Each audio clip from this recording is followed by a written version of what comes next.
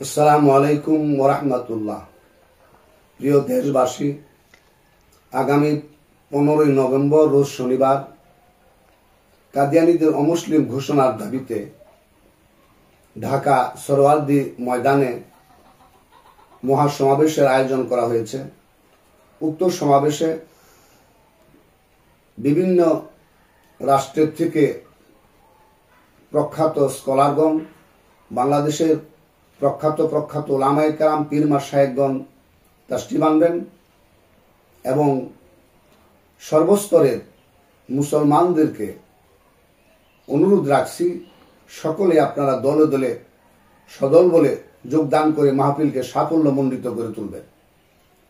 এবং আপনারা অবশ্যই অবগত আছেন, টাঙ্গাইল জেলার কীর্তিমান মুজাহিদ ইসলাম শাইখুল হাদিস আল্লামা আব্দুস সালাম রাজি পীর কেবলা রাহিমাহুল্লাহ 60 জীবন সর্বস্ব বিলিয়ে দিয়ে কাদিয়ানীদের অমুসলিম ঘোষণার দাবিতে সংগ্রাম করে গেছেন।